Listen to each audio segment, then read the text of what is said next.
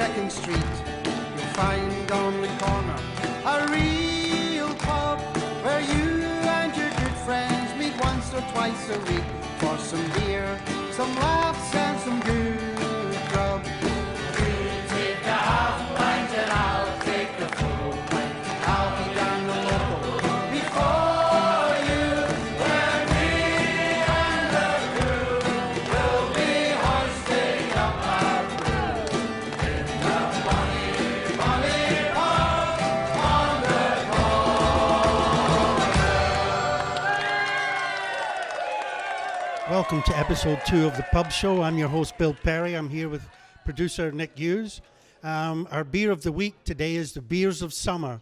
We're going to talk about Shock Top, a little bit of Corona, and maybe a little bit of Michelob Ultra. I'm with Brian Croft from Labatt Breweries.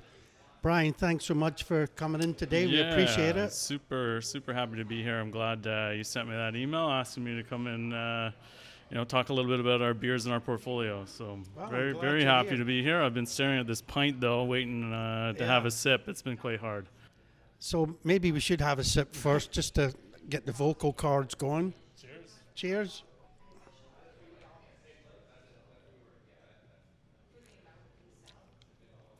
Nothing better on a hot day.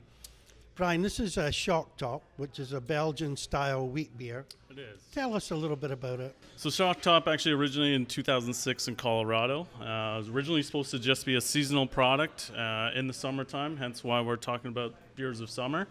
But the demand got so high for it that people started wanting it year-round, and it became a year-round staple. So like you said, it's a Belgian-style wheat ale, 5.2% alcohol. It's got lemon peel. So it's got a little bit of a kick to it. It does, yeah. No, it's not one of the weaker beer, but generally Belgian-style wheat beers can be quite high in alcohol. So you'll notice some flavor notes in there. So it's lemon peel, lime peel, and orange peel, and a bit of coriander. So it has a really nice citrus aroma and a citrus Perfect taste for to it. summer. That's it, yeah. And the slice of orange, do you think that's more decorative than it is add to the taste, or a bit of both maybe? It depends. My thought on it is it's kind of up to the consumer that's going to want either an orange peel or not. There's two sides of this. One, it adds a nice aroma to it when you take it to your nose and you take a sip. The other side, though, is with the acidity of the orange, it'll actually cut some of the head retention. You can kind of see it a little bit on my glass. Yours still seems to be lingering in there, which is pretty good. But really, it comes down what the actual consumer wants. So the orange takes a little bit of the foam away? It does, yeah. And that's the acidity. I didn't know that. That's a good point. You know what I mean? Well, we'll keep it there for now. But when you're on a patio and it's a hot day like it is today, it's about 35 degrees. When you see someone coming out with a tray, a Shock Top, and that wheat hazy look and the slice of orange, it just looks like so refreshing. That's right. And you see people changing their orders. I'm getting one of these, you know what I mean? Yeah. So we call that a bit of the Caesar effect. When you see one Caesar go out, you see nothing but trays of Caesars headed out shortly after. So moving on from Shock Top, Corona is a staple of summer, right? It's a huge staple. Everybody loves a Corona in the bottle with a slice of lime in it. And there's a few myths about why people put lime in the bottles, so we don't have to go there, but to me I think it's to enhance the flavor. Yeah, so you touched it with there's a couple different myths. There's no real reason, or at least none that has really come out as the forerunner as to why we put the lime in the Corona.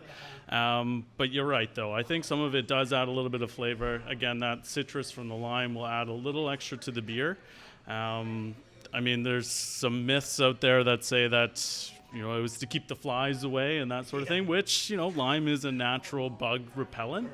Right. When this thing was originally brewed, I think it was, when was this brewed? 1925 in Mexico. A lot of the bars were open air and they were, out on the beaches. And I think that's where some of the myths come from, is to keep the flies away while it's in an open bar restaurant. Meanwhile, it wouldn't matter what you were drinking. That's right. Do you think people going on vacation to Mexico, that led to the popularity of Corona in North America? It's hard to say exactly what it was. I think Like it's a huge import, isn't it? It's actually the 6th largest beer brand in the world. So sixth Oh my largest. Did you know it's that, in Nick? 120 different countries now.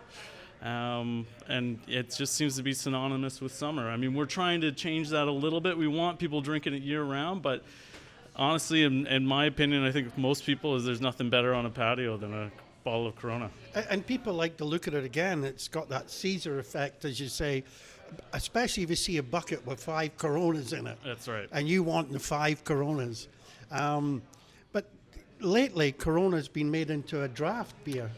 Yeah, so one of the things that we found is that, there seems to be some demand for some draft of Corona. We've had it in Mexico for quite a while. We brought it up to Canada about 2-3 years ago. We piloted it, and we're seeing some success. So, is it growing? It is growing, yeah. I mean, a lot of that's coming from some extra distribution, so bringing it into more and more pubs, so we're getting some natural growth that way. But I think what we've done is a really good job with the glassware, which is actually looks like the Corona bottle, but kind of opened up. They're great, yeah. Because I was going to say, everybody knows the Corona brand by the bottle, but if you're drinking a draft, that glass has to speak Corona. Exactly, right? And it looks just like the bottle, just opens up instead of having a neck. You put the lime on the edge, and you're pretty well got yourself a regular Corona. Well, it's good to offer people the choice. 5 bottles or a quick pint, you know what I mean? That's it. We're going to talk about Michelob Ultra. This is a phenomenon in the beer world. I can't believe the amount of people that drink Michelob Ultra. I can believe it, but it's low calories, it's low alcohol content. But in Florida, it's like the #1 selling beer. That's right. Yeah, it's actually the fastest growing beer in Canada. Wow. I think, though, the largest beer drinking segment is still light beer. Right. And this is your low calorie and still your 4% alcohol. So you think it's a health conscious audience that it's getting? You think that people are want to look after themselves a bit better? Looking at the health conscious and too, people that are, still competing or are athletes or still trying to do competitive activity, they can still have a couple beers afterward and not feel kind of like bloated or anything like that. Exactly. They get a little less of the calories and the carbohydrates. Is there a lot of marketing behind the brand, or do you think it speaks for itself? It is. I mean, you probably, if you were watching the Canadian Open a couple weeks ago, you'd see that Michelob Ultra is the sponsor of the PGA, which ties in with athletes and competing and that type of demographic. They're doing a great job, that's for sure. And you say it's in the top 12 in Canada now? Yeah, it's the fastest growing beer in Canada. Yeah, so it's gone from being about 1% of sales to in some parts of the country up to 10, 11, 12%, which is massive. Yes, that's massive, I think if you go out east, it's the #1 beer there. Ontario, we still got some work to do, but I think it's probably about 3 or 4% of total beer sales, which is quite big. It's huge. Yeah, this is unbelievable. Well, we sell Shock Top at the Thistle and Rose. We have Ultra on tap at the Thistle and Rose. We have Corona at the Thistle and Rose. And Brian is one of our best reps. He's always there for us. He's always great to have a chat to and a pint. Brian, on behalf of the Pub Show, thank you so much for coming on air today. Cheers. We appreciate it. All the best. Thank you. Thanks for having me. Hi there, it's Gary Heaslip here. It's great to be back at the Thistle and the Rose once again for the Pub Show. Thanks for having me, Bill, and everybody.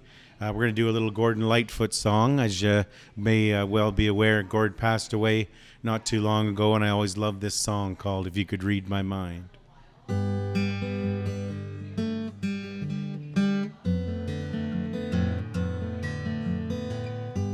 If you could read my mind, love, what a tale my thoughts would tell. Just like an old-time movie about a ghost from a wishing well, in a castle dark or a fortress strong with chains upon my feet. You know that ghost is me, and I won't ever be set free as long as I'm a ghost that you can't see.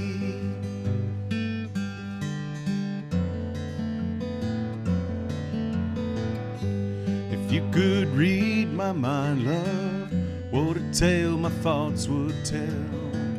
Just like a paperback novel, the kind the drugstore sells.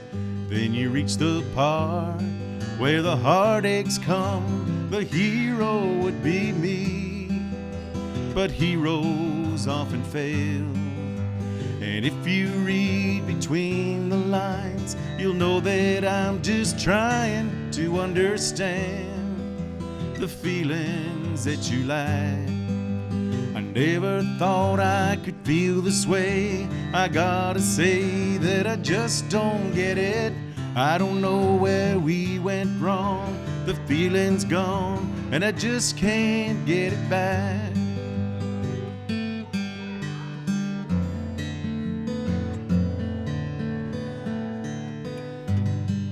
Hey guys, the pub of the week is the Black Wolf Smokehouse, located on Broadway, just a few doors down from the Thistle and Rose.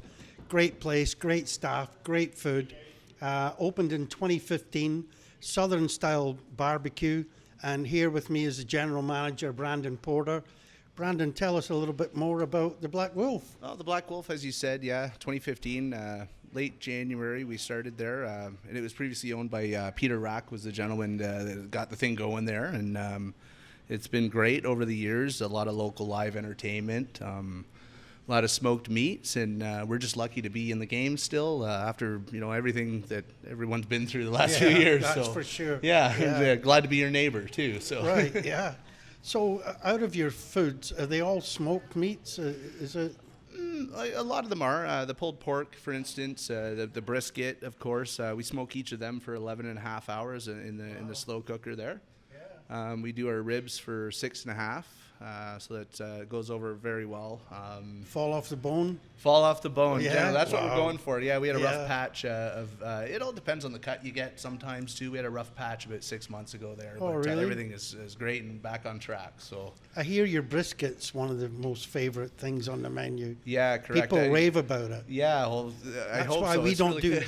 we don't do brisket at the Thistle and Rose because Yeah. we can't compete. You know. It's temperamental, right? Like if it doesn't go over well, it's a large batch meat that we cook, and like I said, it's 11 and a half hours, right? So it's hit or miss, man. So we got to hit it every time. So it's we're lucky to have a good crew that can pull it off. So And you have daily food specials, right? we do, yeah. We have a little sandwich board you can catch out front on Broadway there. We have different features. Bring in a lot of salmon. Now, we do have an Atlantic salmon that's on the menu, but we also bring in different cuts to pair with salads and different things like that, and fresh soups. So you're always switching it up, right? Yeah, absolutely. Yeah, Yeah. try and keep it fresh. You got to keep new stuff happening at the pub, right? So Yeah, definitely. And how many beers do you have on tap? we have 12 beers on tap. 12, so quite a good selection. Yeah, for sure, definitely. Focused, half of it I would say was local. Oh, good. And the others, we have Moosehead, we have Angry Orchard. Wellington does our Black Wolf lager. That's kind of our staple. Is a Hellas lager we have in there. We also do the Good Lot, as you do as well. Good lot, amazing. Oh, that's great. company. Yeah. Phil's a great guy. I saw Oh, in your yeah. first episode. He's really, Yeah. really good guy. Yeah. Now you're well known for your weekend entertainment. Yes. Yeah. Like, For you sure. guys are busy at Friday, Saturday nights. Yep. Where do you find your music? Is it all local or? I would say 85-90% of it's local. Oh, really? Yeah.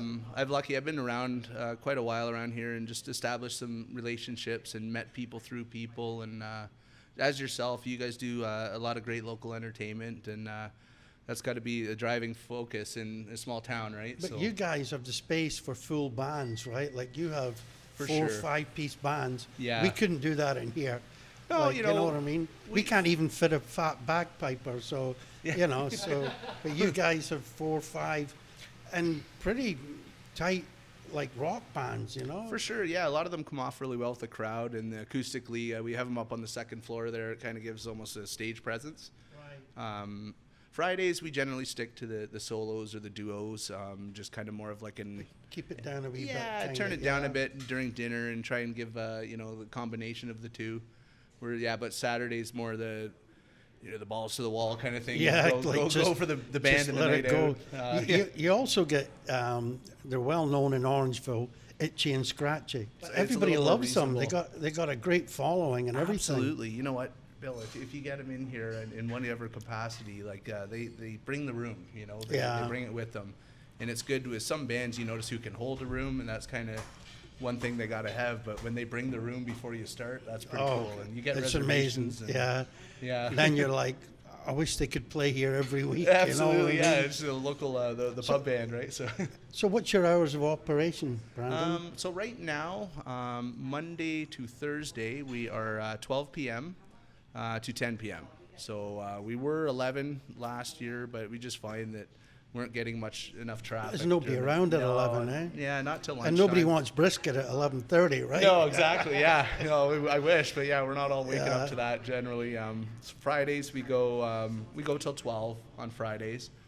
Saturday anywhere between 12 and 1. You don't want to stay open too late. See how the crowd's going. And so we just kind of take it by ear after the midnight hour, and when the band stops, it kind of go from there. Do you still do your poker night on a Monday? We do, yes. Yeah, you do poker. Yeah. And then trivia on a Tuesday. Trivia night Tuesday. So you're doing whatever you can to get people in on these nights. Yeah, I hear your trivia is pretty popular. It is, yeah. You know what? Generally, we get between 15 and 18 teams on just kind of an average basis, and they fluctuate from 3 to 5 people, 3 to 6 people, in some cases, and it's one of the nights during the week that we generally count on because for a good crowd. Yeah, this town could be hit or miss through the week. So is it the same people every week, or are new people welcome to join the trivia night? People are welcome. Yeah, so we have we call the Wolf Room outside of the door there. There's a long room near the entrance to the left there. And, there's a lot of space in there.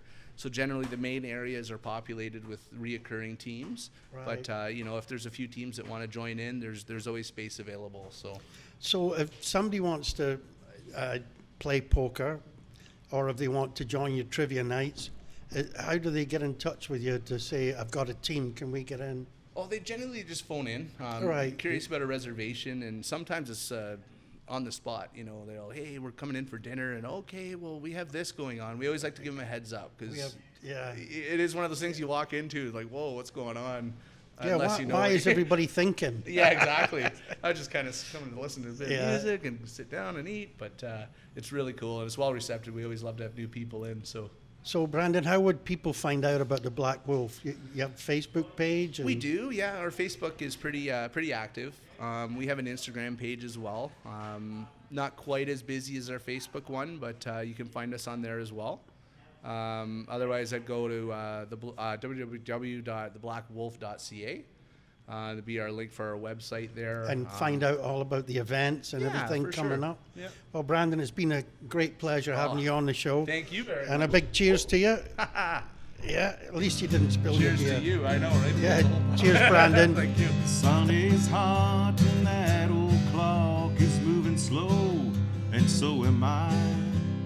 Workday passes like molasses in wintertime, but it's July, getting paid by the hour and older by the minute, and Billy just pushed me over the limit. Like to call him something, think I'll just call it a day.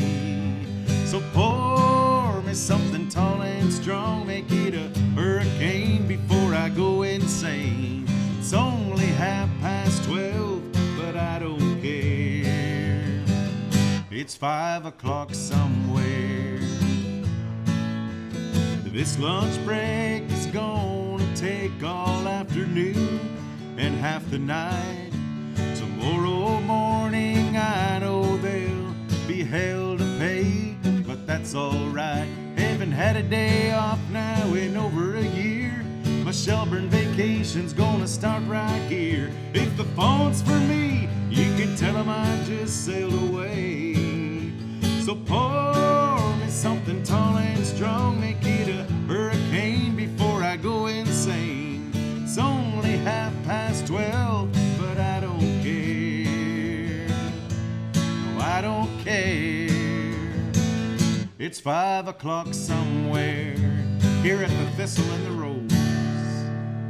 Welcome back to the Pub Show. We're in my favorite part of the segment of this show. part where we display all of our entertainment. So I've got Gary Heaslip with me. Also, this part of the show is brought to you in part by the Beer Store. No matter where you are in Ontario, you'll find yourself one of those locations, so make sure to check it out today. Gary, how are you? Great, thanks. Thanks for having me. Absolutely. So let's talk a little bit about your influence when it comes to entertaining and music. Sure, yeah. So I started playing the guitar and singing at about 12 years old, writing songs 12, 13, and played a lot at house parties growing up around my parents. There was always people that played the guitar and sang, so I kind of got introduced to it at a young age, and then pursued it professionally from about the age of 18.